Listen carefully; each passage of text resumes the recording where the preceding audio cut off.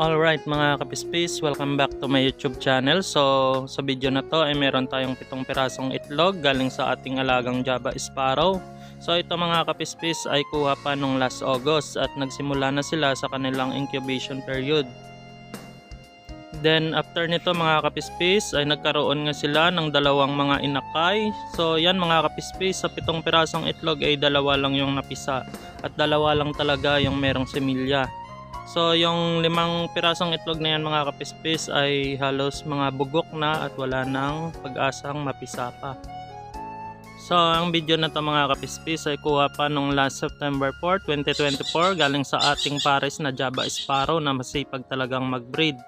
So yun mga kapispis, kahit 2 piraso lang yung kanyang naibigay ay natutuwa pa rin tayo kasi tuloy-tuloy yung kanilang pagbe-breed mga kapispis.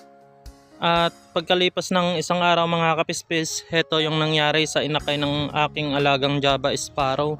Yan mga kapispis, namatay. Pareha sila mga kapispis na namatay at hindi ko alam kung bakit. Pero nakita ko na lang sila na nasa baba na o nasa lupa na. Kasi pagsilip ko mga kapispis sa kanilang nest box, hindi ko na sila nakita doon sa pugad. Kaya hinalughog ko yung ilalim at doon ko nakita na nilalanggam na pala yung 2 inakay ng ating Java Sparrow. So after 2 weeks mga kapispis ay nagsimula ulit silang mag-breed. At yan kung nakikita nyo, pagkalipas ng 1 buwan nagkaroon na rin sila ng panibagong inakay. So 6 lahat-lahat mga kapispis yung kanilang itlog at yan na yung unang napisa. At kung nakikita nyo yung 4 na itlog ay pawang mga fertile kasi medyo mangitim-ngitim sila at yung isa ay siguradong bugok kasi mukhang nandidilaw yung kulay. Yan mga kapispis, at yung isang itlog dyan ay kung makikita nyo, ayan, nagsimula ng mag-crack. So panibagong pag-asa na naman ito para sa atin mga kapispis na magkakaroon ulit tayo ng panibagong mga inakay na sana mabuhay sila mga kapispis. Ang video na to mga kapispis ay kuha nung last October 17 nung umaga at kung nakikita nyong isang itlog dyan ay nagkakrak na at pagkalipas ng ilang oras, so heto na siya mga kapispis, nakalabas na sa kanyang itlog. So yan mga kapispis, meron na tayong 2 pirasong inakay at meron pa tayong ilang itlog na inaabangan na sana ay mapipisa na rin sa kasunod na mga araw. So kung naalala nyo mga kapispis, nung last May, yung naging successful ang pagbe-breed ng ating isang pares na Java Sparrow, yung magulang nito, nagkaroon sila ng 3 pirasong inakay at sa kasamaang palad, pagkalipas ng 2 buwan, nakain ng daga yung isa. So 2 piraso na lang yung natira sa kanila mga kapispis at sa ngayon ay pareha silang lalaki at matured na. So yun mga kapispis, nagsisimula na rin silang maganap ng kanilang kapares, pero sa ating mga alagang Java Sparrow ay meron ng mga kapares lahat.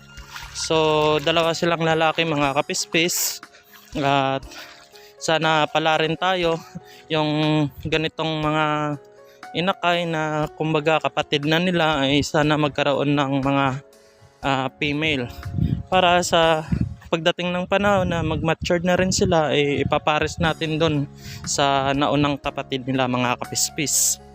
So napadaan lang yung kwento ko na yon mga kapispis. Meron na pala tayong 3 pirasong inakay ngayon sa video na to. At yung 2 itlog na natitira ay titingnan natin kung mapipisa pa. So yung isang bugok ay kinuha ko na mga kapispis. Abangan natin yung 2 kung mapipisa ba sila sa mga susunod na araw.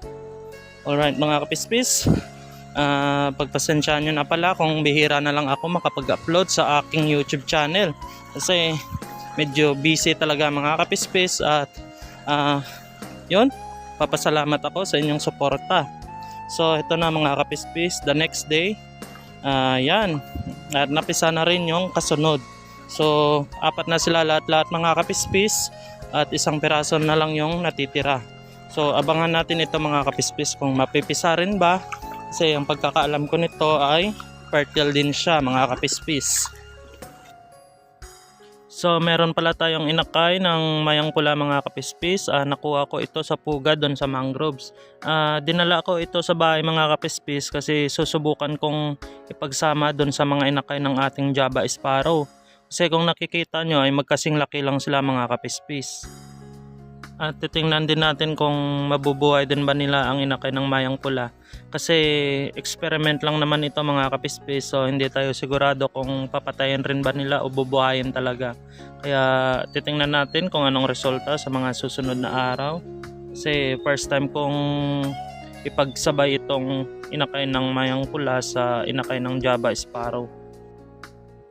At yung isang natirang itlog pala mga kapispis ay pinol out ko na kasi hindi naman siya napisa.